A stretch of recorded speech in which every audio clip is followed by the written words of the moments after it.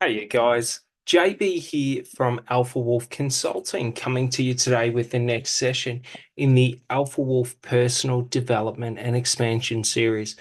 So, this session is going to be all about understanding this idea of being overwhelmed or these sort of negative fear response emotions that we have in life or love.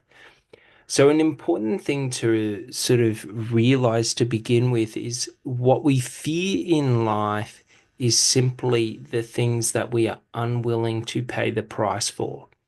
So, when I say unwilling to pay the price, what I mean is, should I fear rejection, it is because I am unwilling to sit in my rejection with myself.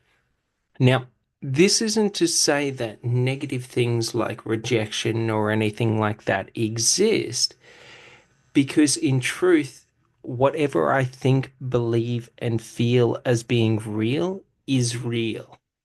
So, should I not see rejection as being a part of life? It ceases to be a part of life.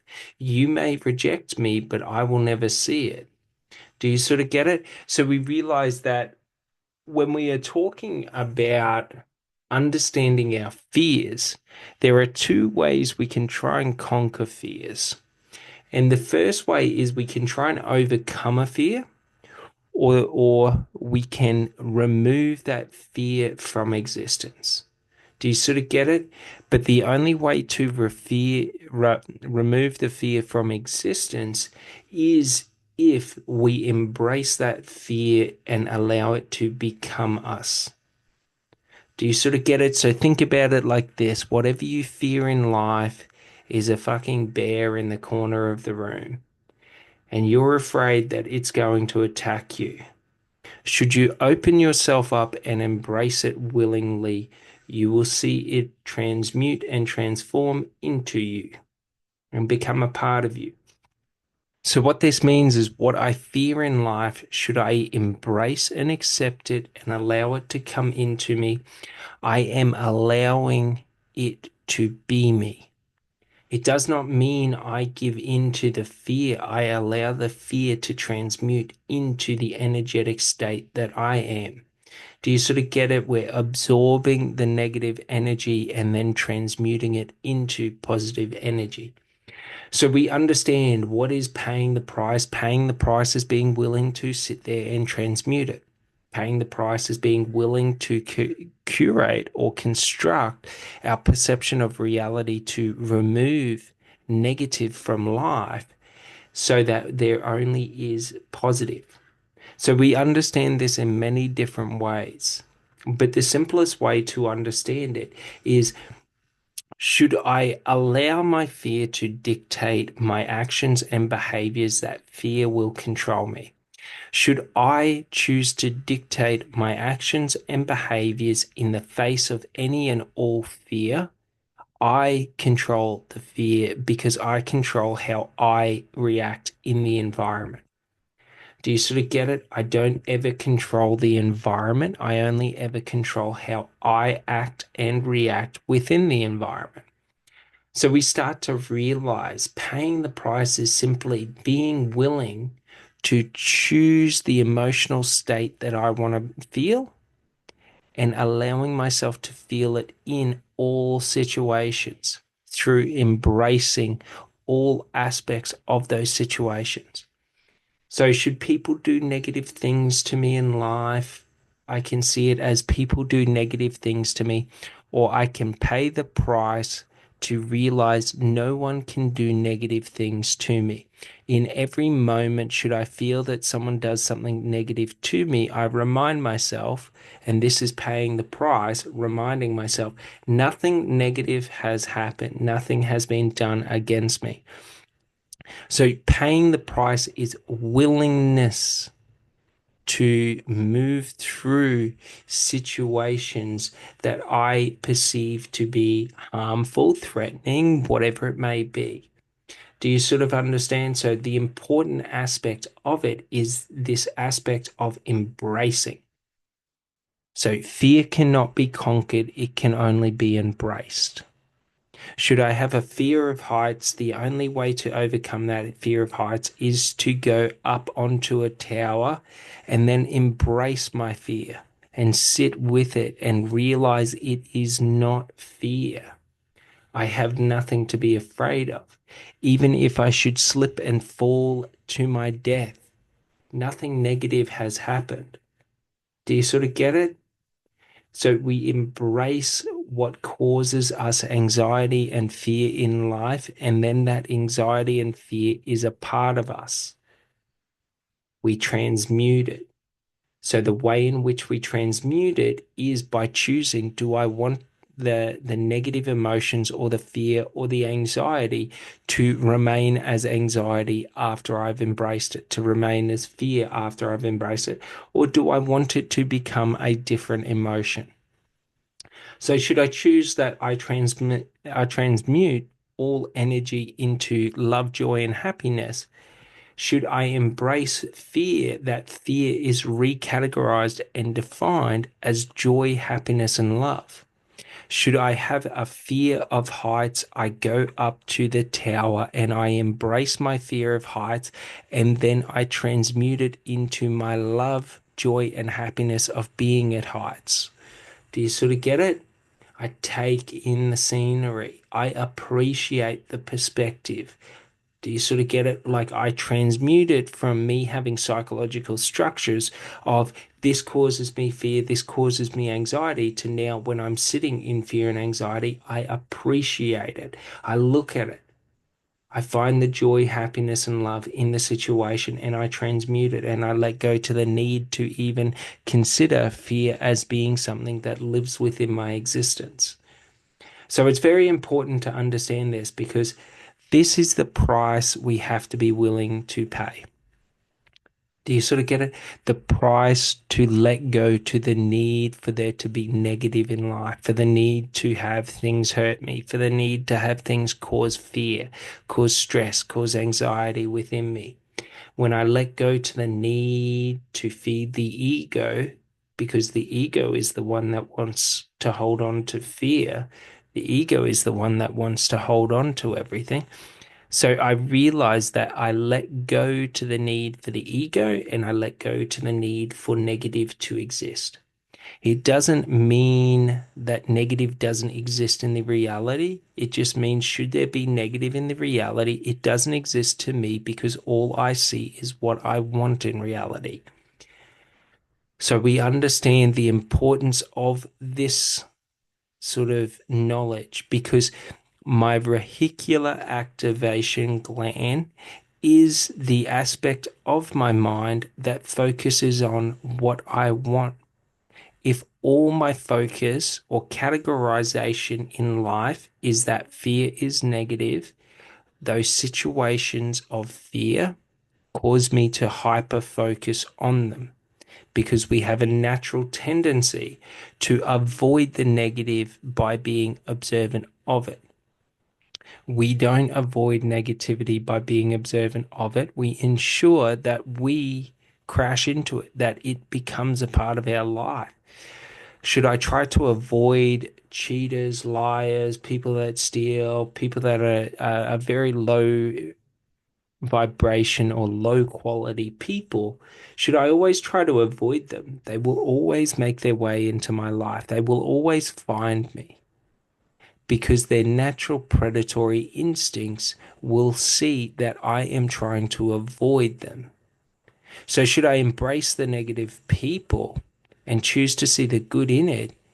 It's not that we overlook negative behaviors, negative actions, but what we do is instead of me judging you and seeing something negative, I see the positive in you. Do you sort of get it? It doesn't mean that you cannot take negative action towards me should you choose to take negative action. It just means I don't have to see it as negative action because I don't control the external environment. So if even if I see it as being negative action, I have no control over changing your behavior or actions or decision making. The only control I have in any and all situations is my willingness to walk away. my willingness to protect myself, my self-respect, my self-value, my self-confidence, all of this. They're the only tools I have to influence the external environment. So, should someone take negative action against you, the choice is simple. Do I allow negative action to be taken against me, or do I refuse to allow negative action to be taken against me? Do you sort of get it? It's not to say that we sit there and put up with it. If I choose that I don't allow negative action to be taken against me, when people take negative action, I distance myself from them as far as I can because we understand psychological sort of behavioral patterns. Should someone be taking negative action towards other people and I remain in their presence, at a certain point in time, they're going to take negative action towards me. Do you sort of get it? So, like, I have to be willing to pay the price to disconnect from people who take negative actions. I have to be willing to pay the price of separating from people that I may have liked previously. But when I realize that they take negative action against me, well, I'm only deteriorating myself or my identity of self by remaining in that environment. So we realize in all things, should it be love? Should I fear rejection and someone starts rejecting me? I have to be willing to walk away from that situation to protect myself, to protect the value, the confidence, the self-belief I have within self. Because sitting in a chaotic situation only wears down my belief in self and my identity of self. So the more I'm around people who tear me down, funny thing, the more I get teared down. Do you sort of get it? Consciously or unconsciously.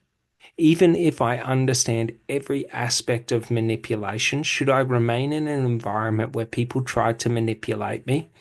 I am the one manipulating me. Do you sort of get it? I am the one allowing myself to sit in a negative environment where people take harmful action towards me, and I'm the one telling myself how that harmful action isn't affecting me. At a certain point in time, conditioning rules apply. So if every day I'm around people who tear me down, it may not be today, it may not be next week, it may not be next month, but at a certain point in time, subconsciously, they will start to condition my mind with negative thoughts about myself. So we realize paying the price is being willing to sit in love with myself, even if I have to leave every external environment that I have ever known. Do you sort of get it? Like, I have to be willing to journey into the unknown to show myself that I am worth what I want or who I want to be or how I want to be treated. So we start to realize that these ideas or these feelings of overwhelmness, of feeling like things move too quickly, of not being ready, not being prepared, is simply a feeling of not being willing to overcome what you fear or what causes resistance within your life. So the only way to overcome it is to embrace it and then redefine it or transmute it into what you want in this world. Because the important aspect is this is a practice. If every time people are negative to me, I retransmute it into being positive or feeling positive, I am the one that is conditioning my mind and my subconscious mind. So we start to realize that through my thoughts, my beliefs, my actions, my behaviors is the way in which I build self or my identity of self. So, should I always avoid negativity because I am afraid of negativity or I don't, want to see negativity in life? Well, unfortunately, Like I'm avoiding, I'm allowing it to exist in my life. Do you sort of get it? Because I'm not embracing it and then overriding it. So it's through the process of embracing and overriding that I can let go to it. Should there be a predator in my environment that is preying on me? Should I pretend like they are not preying on me and I ignore and avoid the situation? Nothing good will happen. It is only if I embrace and address the situation that I can let go of it. For should there be a present danger in my reality, my mind will always feel a compulsion to be observant of it. So we start to realize that the power isn't so much just in the embracing, it's in embracing, transmuting, and then letting go. Do you sort of get it? And in letting go, we do not like to let go isn't just I let go to it. Letting go is a process of new actions moving forward. For me to let go of fear, I have to have new actions moving forward. Otherwise, I always have to be preparing myself for the negative environment or for the negative situation to happen. So, should people always lie, cheat, and steal to me? If I don't create new actions moving forward, should I find out people lie to me? Well, now I'm always going to have to be hyper focused on my external environment and the sort of social groupings to be observant of what people say and the authenticity of what they say. So, we realize the only way to move forward without having to hold on is to choose a direction or a path. If they do this, I take this path.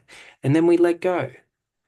Do you sort of get it? We don't have to hold on to it then, because then if they take the act, because we don't control if they take the action, if they don't. Like if they want to take the action, they'll take the action. If they don't want to take they won't take the action. Like it does, like we do not control other people in this life. Do you sort of get it?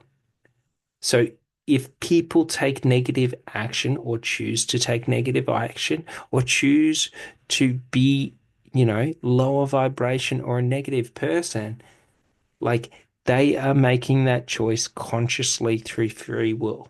At any point in time, they can change, but evidently, based on their behavior, their actions, their beliefs, they are choosing. So, what we realize is the importance isn't on focusing in on the negative aspect of the environment, but it's saying, do I want to exist in negative environments or positive environments? If I want to exist in positive environments, they will never come to be from negative environments. So, I cannot alter and shape a negative environment to make it positive. Do you sort of get it? It's not to say that we can't change the environment, but that's like trying to choose peace in the middle of a war. You can be as passive and peaceful as you want in the middle of a war, but that will have zero impact on other people trying to survive. Do you sort of get it? Like, so we don't want to have that delusion within ourselves that through my belief of what is righteous, am altering the environment and the environment bends to me. So I can go and put myself into the worst environments and those environments will become positive. It doesn't work like that. If I go into a negative environment and I broadcast positive, potentially I can. But statistical likelihood is in behavioral patterns, people repeat behavioral cycles because behavioral cycles are more efficient for their mind. Do you sort of get it? If someone's used to lying, cheating, and stealing, it's difficult for them to tell the truth. Do you sort of get it? Because it's a different process. They haven't trained that side of their brain. So the statistical likelihood based off their behavior and their compulsive nature, because even the most conscious person who thinks they're awake is a slave to compulsive tendencies and behaviors. Do you sort of get it? I.e., if someone walks past with neo-Nazi, for example, neo-Nazi memorabilia on them and swastikas all over on them and spewing hate, if you have a negative compulsive response to that, like, this disgusts me, this is not right, evidently you are being directed by unconscious behavioral patterns. Do you sort of get it? So we start to realize that even in the highest conscious states, we are still a slave to our subconscious mind and the way in which it structures and operates. So it is only through me becoming observant of unconscious patterns or observant of unconscious patterns that I start to gain control over addressing and redirecting them. Do you sort of get it? When someone slaps me in the face, the unconscious pattern is the instant response of anger. It is only when getting slapped in the face and I choose not to get angry that I am consciously redirecting and altering my unconscious behavioral patterns. Do you sort of get it? So, like, we can pretend like either we or others are these grand beings in this life that are, you know, they're unwavered to unconscious behavioral patterns or to the compulsive nature of self, i.e., in survival situations, most people have a compulsion to survive. Do you sort of get it? A bear comes running out of the bushes at you, your compulsion is to run. Do you sort of get it?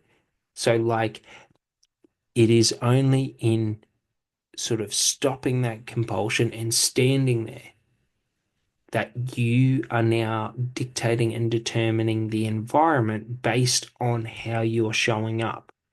So it's very important to understand this aspect of it, because when we talk about other people, when we talk about negative situations, for example, I don't control if people reject me in love. Do you sort of get it? But I control if I feel rejection when rejected. Do you sort of get it? So, like, the point isn't that rejection is negative. Rejection is an emotional response or an emotional trigger.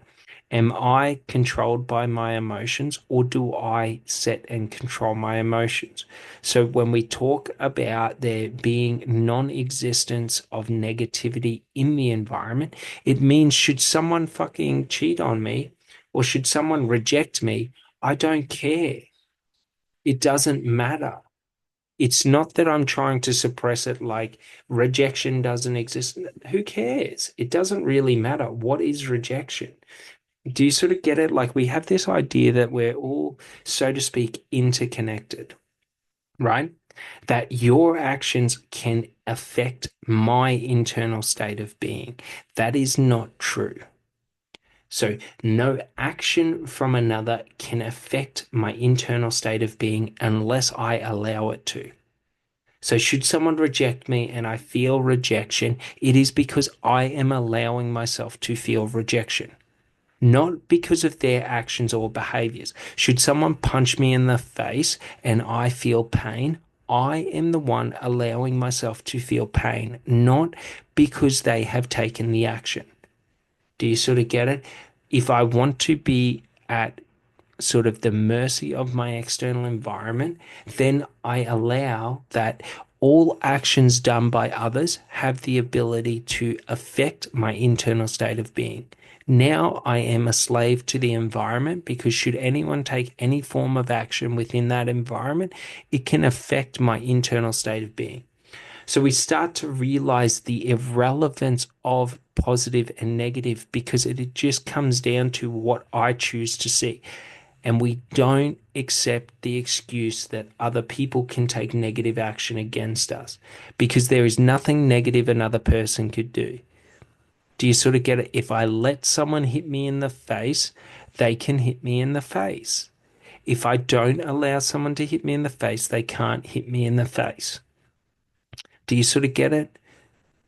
If I'm in a social setting and someone walks up and punches me in the face, like I have a lesson to learn there that am I going to be in the same social situation again?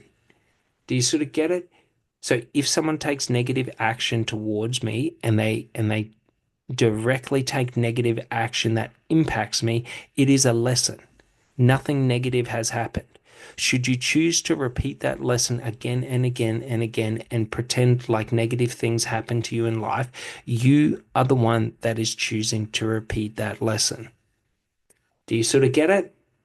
So it's really important to understand this that when I say no one can do negative against me, it's not a call to say that other people can't take negative action. But should I see someone walking aggressively over to me, am I going to wait until they punch me in the face to realize that was their intention? Like they're broadcasting through every action their intention through their actions and behaviors. If I am unwilling to be observant of that and make decisions to protect myself, so to speak, do you know what I mean? Remove myself from the environment, remove myself from whatever. Do you sort of get it? Like, if someone rejects me in love, I can sit there and try and convince them of why they've made a wrong mistake, or I can simply let go and walk away. Do you sort of get it? Neither is right, neither is wrong, because both are pointless. It doesn't fucking matter if they reject you or if they accept you. There is no difference between the emotion of rejection and acceptance. You just determine it as being a negative emotion.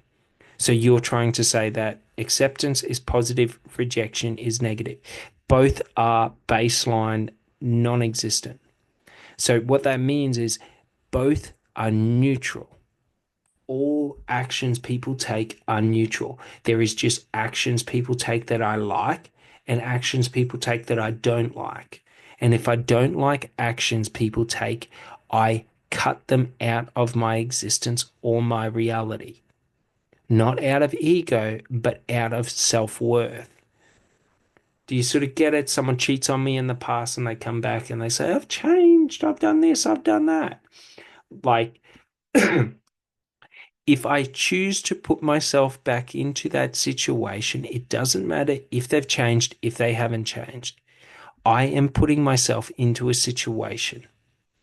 If that situation goes for me or against me, it doesn't really matter because I'm choosing to stay or remain in that situation.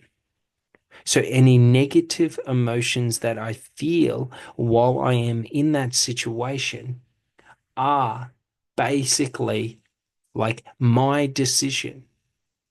Do you sort of get it? So, like, should I remain in a situation or a cycle of negative behaviors being taken by other people? I am the one allowing it. Evidently, I am unwilling to pay the price of being alone and becoming at peace within self by self. Do you sort of get it? Like, if I want inner peace in life, like I just stop engaging in chaotic people or I stop associating with chaotic people. Do you sort of get it? If I want inner peace and self-love in life, I just stop worrying about other people. It doesn't matter if other people are involved or if there is no one involved. Do you sort of get it? Like while reality is a collective experience, it is simply, the only way I can experience it is through the experience of self, meaning that it is irrelevant if it's a collective experience or not. How I experience and perceive reality is reality to me. It doesn't matter what other people think or feel. Do you sort of get it? So it's irrelevant to try to control the external environment by trying to dictate that if I want to be a positive person, everyone has to be positive to me. If you want to go down that path, good luck. Do you sort of get it? If I have that level of ego within myself, all I am ever doing is calling people to fuck me. Do you sort of get it? I am dr- I am broadcasting to people that I do not take accountability or responsibility for myself. I broadcast to people I do not have self-certainty or self-confidence. I do not have self-belief. I do not have self-worth. This is what I'm broadcasting to them because the actions I am taking aren't aligned with self.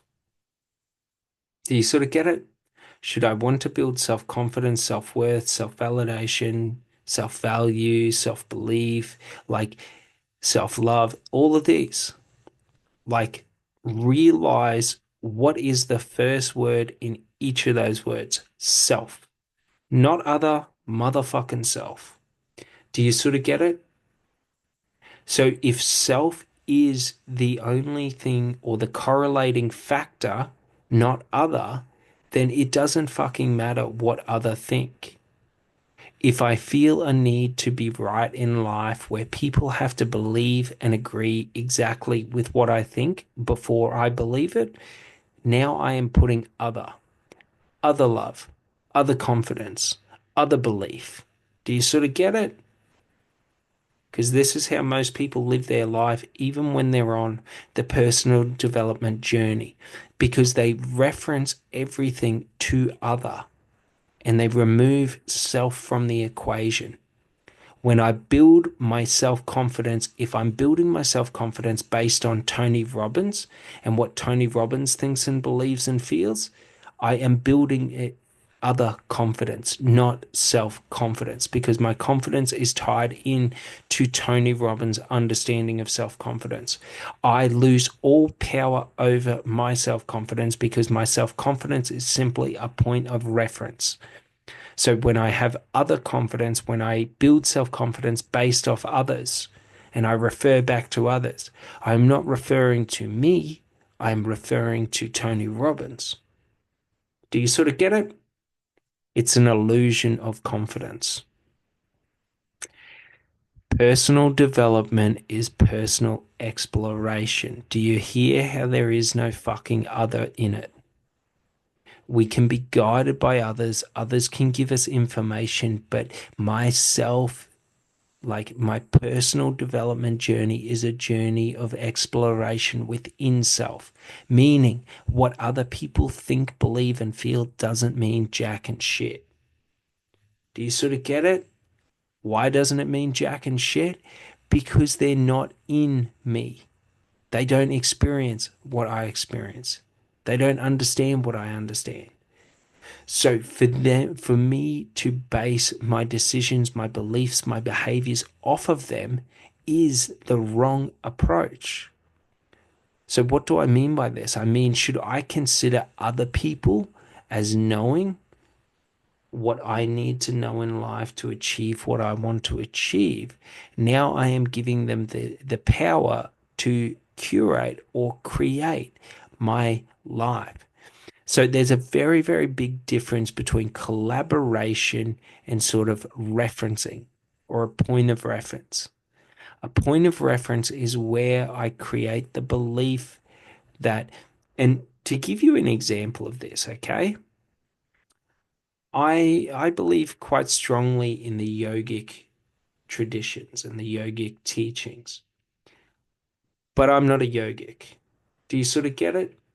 So all of my understanding on like yoginism or whatever it's called is based around points of reference of people. Do you sort of get it? I can't understand it in my way because I am not creating or a part of it. So I can only ever experience it in the way that the yogic gurus or teachers portray it. Do you sort of get it? I don't get to say Shiva is this, Shiva is that. It's not mine. It will never be mine. Do you sort of get it? So we realize the power of this, that I don't always have to be the point of reference in my life, but when it comes to self, so when I'm trying to learn mathematics, I'm not trying to redefine or reinvent mathematics. When I'm trying to explore self and and do personal development, this is all self. It doesn't matter about others. The only way for me to understand life, the universe, God, my existence, my experience is through myself. Do you sort of get it? If I'm trying to learn poetry, like I'm not going to learn poetry through myself. Do you know what I mean? I can only ever learn that through others. Should I want to become a poet and a practitioner of poetry, now I have to take other and then sort of transmute it or redefine it into self. So, my idea of poetry, my expression of poetry, my style of poetry. Do you sort of get it? So, we understand the importance of this. That there are certain things in life where I want to have full control, and that is the self. And there are certain things in life where I don't need full control. For example, if I know one mathematician's idea of mathematics and another mathematician's idea of mathematics, they're not going to be revolutionarily different from one another. They may follow different themes and theses, but they're going to be a core foundation. So, like, we can argue for this for self development and personal development that there are core foundations that we can follow. Do you sort of get it? The foundation I set up for myself in understanding personal development and self development is self validation, self belief, self confidence, self worth, self value. Do you sort of get it? If I understand these frameworks in this order, I create and develop my person to basically build the foundation with the a strong, like, to build my tower with a stronger foundation. Do you sort of get it? Because if I try to build self-worth without first knowing self-validation, I'm building my worth based off other people, external. So it's other validation, other worth, not self-worth. Do you sort of get it? If I want to build self-belief, well, if I'm referencing Tony Robbins to build my self-belief, well, I'm not building self-belief, I'm building Tony Robbins' belief. Do you sort of understand? So it's very important throughout this whole process when we're on this idea or this journey of becoming our ideal self and our dream self in life and doing it. It doesn't matter what other people think, feel, and believe, because if I'm right, if I'm wrong, it doesn't fucking matter. If I get to the end of my life joyous and ecstatic about who I have become, the life I have lived, who I am, I have succeeded, irrespective of if someone says it's a success or a failure. It doesn't fucking matter. So we realize life is completely different to society. If I want to interact into society, I have to reference other. If I want to interact with life, I have to reference self. I am not living my life to experience someone else's life. I am living my life to experience my life. I do not exist to see the world how everyone else sees it. I exist to see the world how I see it. Should I create the illusion that the only way to exist in life is to see life how everyone else sees it? I am free to do that. But that is not the framework or path for self expression in life. Do you sort of get it? In life, it's very important to understand this, but should I live my life based on what everyone else thinks and believes, trying to fit in? Like, I will never realize self expression. For self expression is the unique expression of myself, authentically with myself. Do you hear how there is no fucking other involved? To experience life, I never even need to see another person. to see life, to understand life. I never have to see another person. It is all internal. It is an internal experience of the external. So we start to realize that while social connection, while society, all of this, all the hierarchies and structures of life, like, don't get me wrong, they're important if you want to live in society, but if you want to experience life, they are irrelevant. Who the fuck cares what Kim Kardashian has done in her life? Who the fuck cares what, you know, what wars happening in what part of the world? Do you sort of get it? Like, who the fuck cares what politicians do? Do you sort of get it?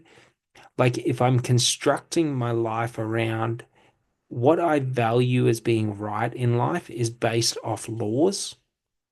Unfortunately, laws are like legal, not moral. Do you sort of get it? It's a legal definition, not a moral definition.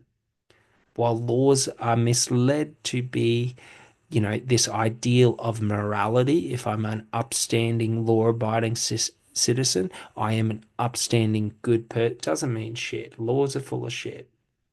They're created by politicians to create, like, to impede competition and to control populations. Do you sort of get it? Because, for example, if a politician broke a law that they create, well, it's sort of my personal belief that they should have capital punishment for that because it's like you're the one creating the rule and then you break it. Like, that's more like that's a completely different thing than if Joe Blow breaks it. Do you sort of get it? But our politicians, do you know what I mean? So we start to realize like it doesn't really matter what all these perceived experts in life think, what all these fucking, for example, I've only talked to uh like a few, like probably 20 or 30 different psychologists, and I've gotten a pretty good beat on most of them, and most of them, while they say they understand the human mind, they understand it theoretically based off other, not based off self. They haven't done self exploration into their conscious mind and their conscious experience of life and their psychological structures and how their psychological structures are created. All they know is how to reference the theoretical frameworks that the academics believe are the correct ones. Do you sort of get it? So if I'm going and I'm constructing my understanding of psychology based off these, like not political, but these figures of authority, like, do you sort of get it? Like, it doesn't really matter because, like, should I choose to explore my mind and create my own perception and conception or conceptualization of my mind? That is no less valuable than what some fucking academic wrote. Do you sort of get it? Because the academic is writing in a framework of unbiased. And people say that unbiased means more factual, more true.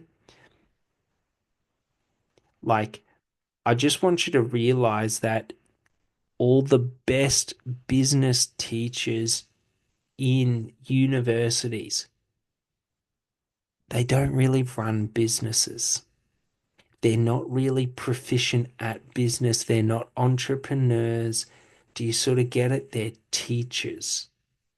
Do you sort of get it? But they're the ones that are creating the theoretical frameworks that business is meant to exist within. Yet they have never been in business. Do you sort of get it? It's like taking swimming lessons from someone who's never swum before or even been in the water. Like, yeah, they can tell you to, use your arms, you know, just keep going. Do you know? Kick. But they can never tell you how it actually is because they've never experienced it in truth. So we start to realize in life, our truth Our soul truth is the only truth. It's the most important truth, and it doesn't matter if other people agree with us or not. It's irrespective or irrelevant because if other people agree with me or if other people disagree with me, nothing really happens in life. Do you sort of get it? Like my life isn't altered, shaped, or changed by the belief of others. I can choose to construct my validation to be all external validation, where I only ever believe what everyone around me tells me to believe. Do you sort of get it? Should I choose that path? Should I choose the path of self-belief? It's no different. My personal experience of existence within life and my life experience will dramatically be different, but nothing external will. Do you sort of get it? If I validate myself and I create my own truth in life, my life will have a very unique experience. If I create and structure my life based on what everyone else says, based on authorities and all of this and go on with the flow, my life will have a dramatically different experience because I'm only ever allowed to experience within the framework of what is acceptable. Do you sort of start to get it? And to most of these people, they believe that negativity exists. Do you sort of get it? A lot of these fucking psychologists are the ones that create the mental illness because they make people believe that there's something wrong with them. Do you sort of get it? Mental illness is simply not understanding the psychological structuring of your mind. Should I have anxiety and depression? It means that I'm lost and like, I don't know what makes me happy. It's not a mental illness. It's being unaware of what makes me happy, being unaware of life, being unaware of joy, being unaware of love. Like, I don't know what it is. Like, depression comes from me walking away from what I want in life. Anxiety comes from me remaining on that path, moving away from what I want in life. Do you sort of get it? But these psychologists seem to think that it's a biochemical imbalance that's created through the stress of life. Your biochemical responses are directly aligned to your emotional states of being. So, should you alter your emotional states of being from being one of anxiety to one of joy, your biochemical responses change. You don't need medication and drugs to change it, i.e., you don't need antidepressants to stop you being depressed. You just need to choose to be happy and believe you're happy. Do you sort of get it? It's very important to get. Doesn't mean it's an easier path, it means it's a harder path because I have to strip away to find what makes me happy and to truly believe what this makes me happy. I have to strip away every foundation that is flawed or an illusion. I have to break all illusions that exist within me before I am able to become me. Do you sort of get it? If I am unwilling to do that, like nothing happens. So, like, we sort of understand, like, paying the price. Should I want to be happy in life? I have to pay the price to be happy. What does that mean? Well, it means in all situations, I don't get to use excuses that I'm not happy, that this made me unhappy, that this didn't work for me. Do you sort of get it? Accountability and responsibility. Like, I have to pay the price to be, do, and have whatever I want in life. Should I want love? I have to pay the price of creating love and becoming love. Even if everyone I meet in life spits in my face and pushes me down. Do you sort of get it? Like, I'm not paying the price because the days are good. I pay the price on the negative days. That's why I pay the price. Do you sort of get it? Like, if I want to be joyful in life and live a joyous, happy life, I have to pay the price of remaining joyous and happy even when life takes everything from me.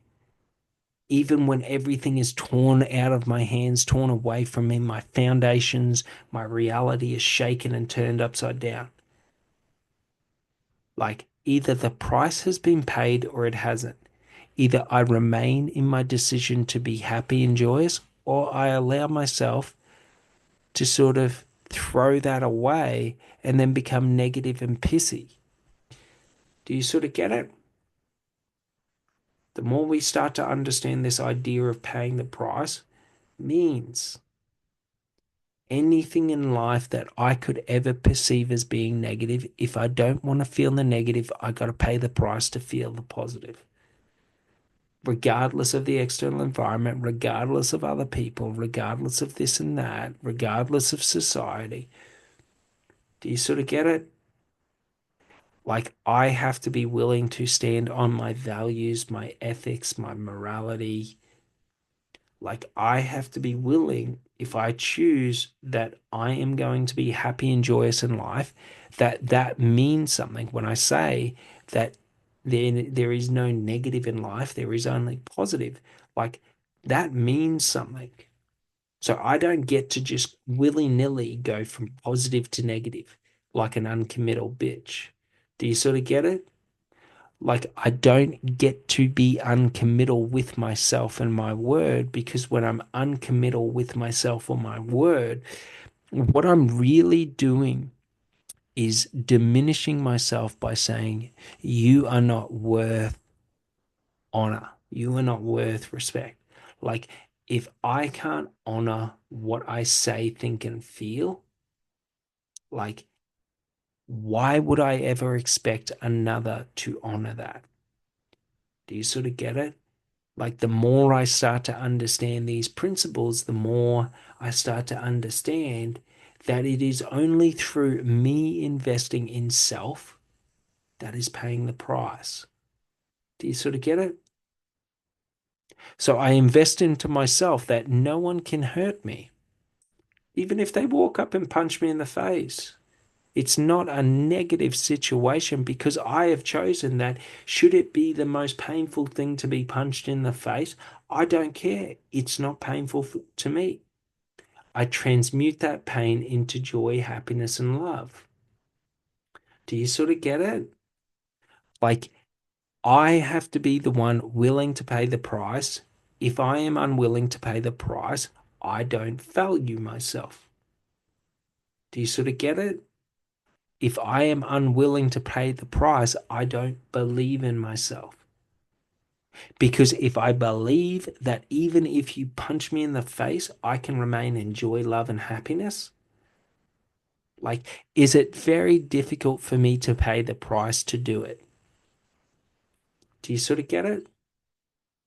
If I believe that it's going to be the most impossible thing for someone, if someone punches me, for me to remain in joy, love, and happiness, why would I pay it? Do you sort of start to see? If I'm unwilling to pay the price to experience life how I want to experience it, it's because I don't believe in myself. I don't have confidence that I can create the reality that I want. Do you sort of get it? So if moving into relationships, I bring fear and anxiety with me, do you sort of get it? I don't believe in myself. I'm not confident within myself. I don't value what I think, feel, and believe to be true. Do you sort of get it? It will never be true because my belief is non-existent. So I have to take a leap of faith in everything to say that I want to feel these emotions in life: love, happiness, joy. Do you know what I mean? And no matter what another does, they will never be able to bring me outside of those emotions. And in each day, each moment, I am paying the price by rejecting any negative emotion and saying, fuck off, don't care. It's not that I'm angry at you. It's not that I don't want you. It's just fuck off. Do you sort of get it? Like I have to be willing to pay the price. And then in the extreme circumstances, if someone cheats on me, if someone lies to me, if someone manipulates me, if someone attacks me, well, I've got to remain with my investment and double down and choose not to be pulled out of it.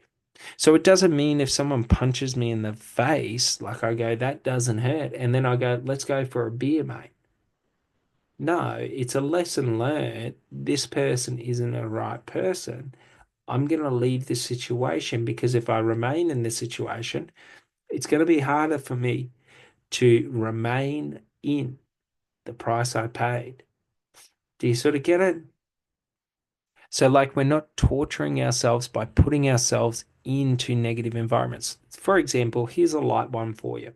If I want to be healthy in life, and that's my goal in life to be healthy, okay, if I'm unwilling to pay the price to be healthy, i.e., to eat healthy foods, like, do you sort of get it? But the other thing is if I go every day and spend 3 hours in a cake house, in a bakery, and have coffee with the girls, and all we do is sit around all this cake and desserts and all of this. Like, at a certain point in time, it's going to become immensely difficult for me to remain paying the price of being healthy. Do you sort of get it? So, like, it's not that we say that we avoid negative environments. It's that should I see an environment as being non-conducive to the goal or whatever I want in life, like, I don't entertain it. I don't enter it. It's not that important. I.e., for me, I don't really like alcohol. I don't really like emotional instability. I don't really like, you know, like egotistical violence, i.e., I don't go to fucking pubs. I don't hang around people who drink. Because if I hang around people who drink, at a certain point in time, I'm going to be sick and tired of paying the price of putting up with people's disrespectful and, chaotic behavior, of saying stupid things, of acting stupid ways, of not taking accountability and responsibility for their decisions and behaviors. Like at a certain point, it's going to become immensely difficult for me to remain, enjoying happiness and love. Do you sort of get it? Because the longer I sit in that negative environment, the easier and easier it becomes for me to want to put someone's head through the ground. Do you sort of get it? So we don't even fucking entertain it. I'm not losing anything in my life by not associating with alcohol. Do you sort of get it? I don't lose anything in my life by not associating with chaotic people. I don't lose anything by not associating or going to McDonald's every day, of not having fast food. Like, I don't lose anything. Do you sort of get it? It's not a loss. So, should someone, like, for example, reject me in life, it's not a loss for me to walk away. I'm not losing anything, leaving environments and situations that aren't what I want in this life. Do you sort of get it? If I'm holding on saying I'm trying to change this environment to be what I want it to be in life, i.e., going to the pub and drinking non-alcoholic beers if you don't drink, like, do you sort of get it? Like, I'm forcing myself to be in an environment that I don't want to be in just so that I can feel connected to others. Do you sort of get it? Like, no matter how sort of the coin lands, it's not a positive, like, result for me. Do you sort of get it? So we naturally know what we like in life and what we don't like, i.e., what I want in life is what I like. What I don't want in life is what I don't like. Do you sort of get it? At a certain point in time when I was 18, I loved drinking. I loved being around stupid people. I loved doing stupid shit. I loved not taking accountability and responsibility for my actions and behaviors. Do you sort of get it? But at a certain point in time, I decided, or I realized that's not for me. So I let go to it. Like, I don't ever have to go around it again. Like, I don't have to be around it because it's not something that I've lost. I eat. I've had people cheat on me. And a funny thing is, I don't miss them. I don't miss their presence. I'm not yearning over them going, the love of my life got away. Like, do you sort of get it? It wasn't a loss. Even if in the moment my ego tried to convince me it was a loss. Do you sort of get it? So, like, we start to realize in life, I'm moving towards what I want. It's the long game.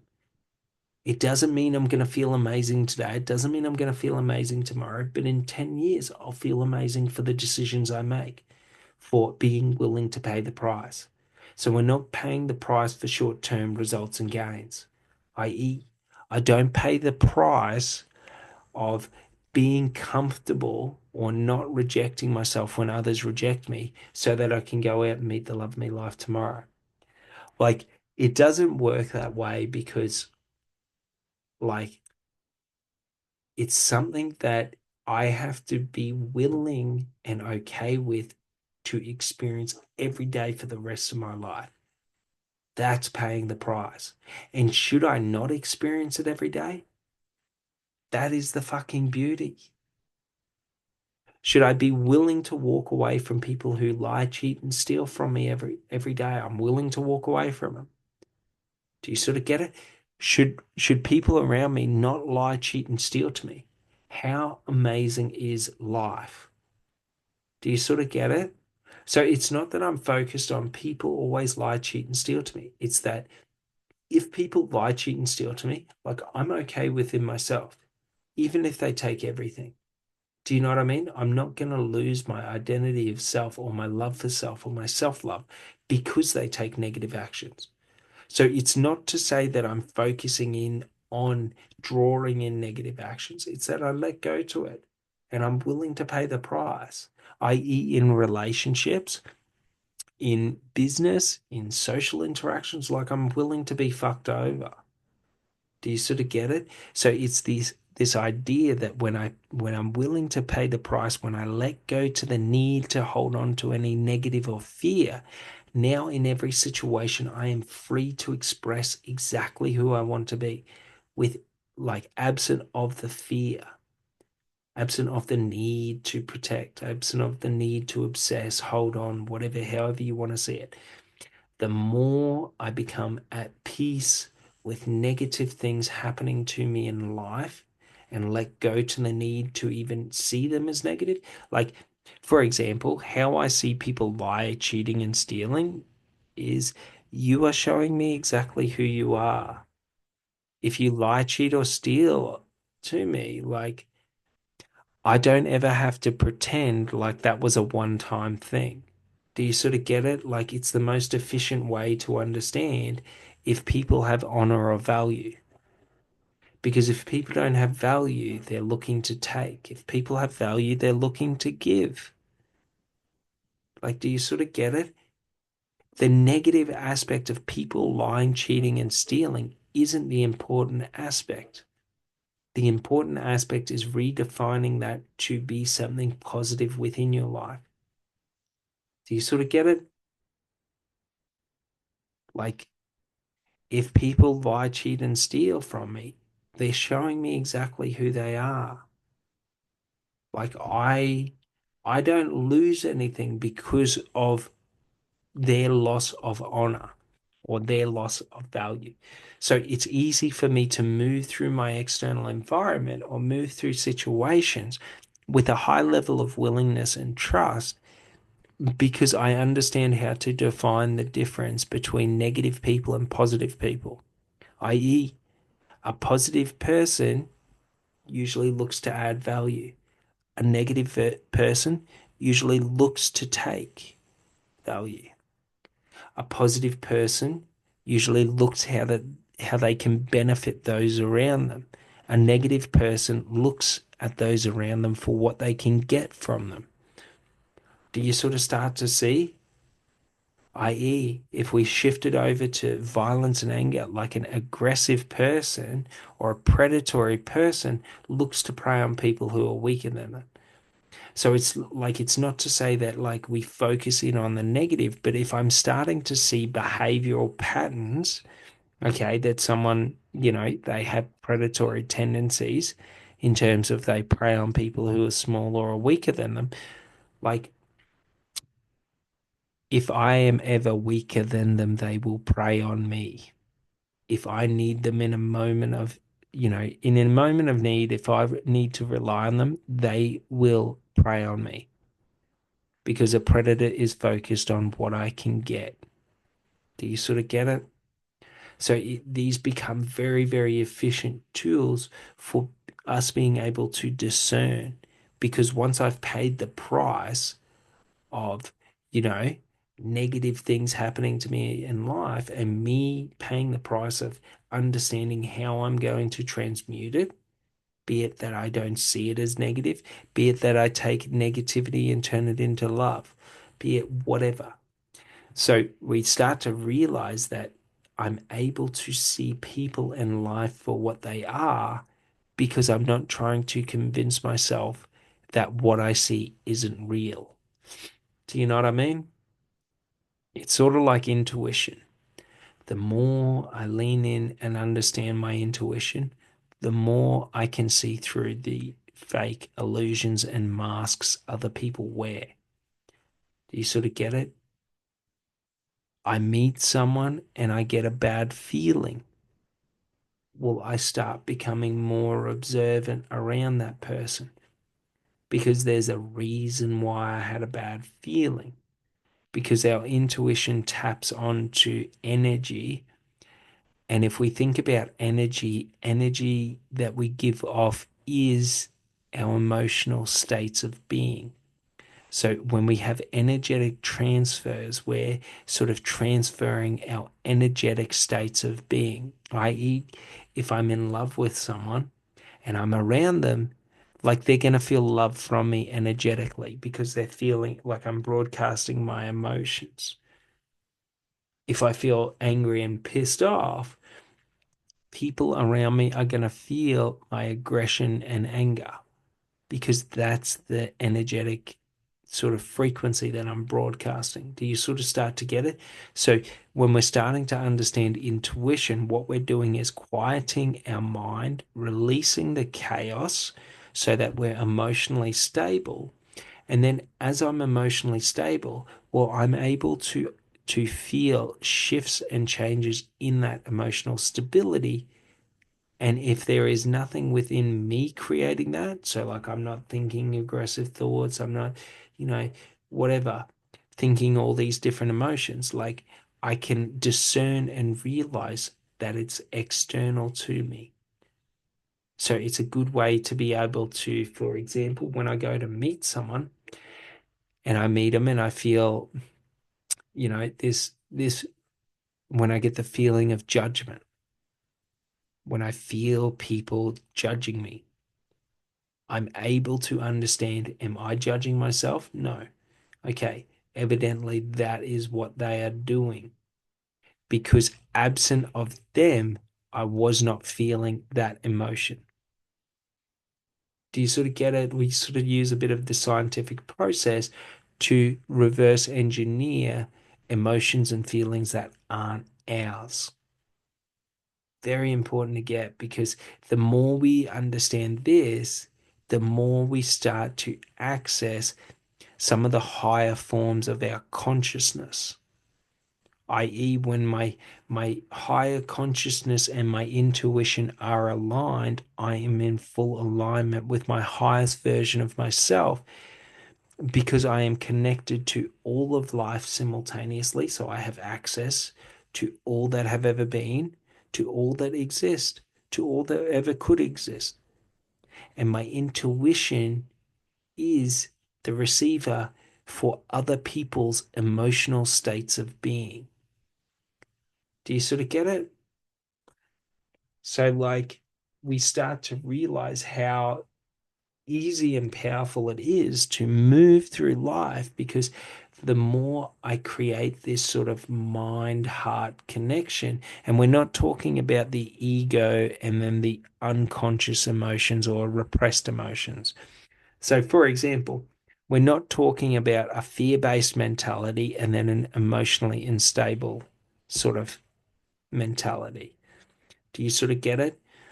Like my emotions have to be a tranquil lake or a pond. Do you sort of get it? It can't be a raging sea in the middle of a cyclone. Because if it's a raging sea in the middle of the cyclone, I will not see. Do you sort of get it? Because it's too chaotic. There's too much happening. So to get mind heart alignment, I have to let go to the ego and I have to embrace all of my emotion. Do you sort of get it? I have to create the centeredness or the stability within myself of a baseline of the emotions that I feel. And when I have that, now I see reality for what it is because I'm seeing it from higher dimensions, but I'm also feeling reality, feeling the energetic field of reality. If we start to understand this in life, it's sort of like look back into your own life, especially in things that you are doing around other people. Like it can be dating, it can be business, it can be this and that. Have you ever met someone and then just had a lucky feeling that you know how the conversation's going to go? You sort of have a feeling, and as the conversation expands and flows, do you sort of get it?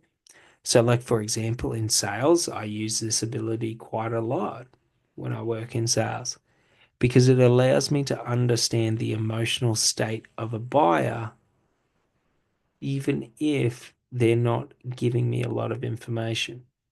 So, like we realize with intuition, intuition shows us intention. So it shows us people's emotional states of being and their intention. So it's a funny thing because, for example, when people try to fuck me over, I always know what's going to happen before it happens. Do you sort of get it? Like I already know in the moment that you think about harm against me, I've realized you're going to harm me because I feel an energetic shift in your intention. Your intention goes from being one of openness to now one of trying to mask it. Do you sort of get it? All right. Well, I hope you guys enjoyed this one, and I'll see you on the next one. Thanks so much. Bye.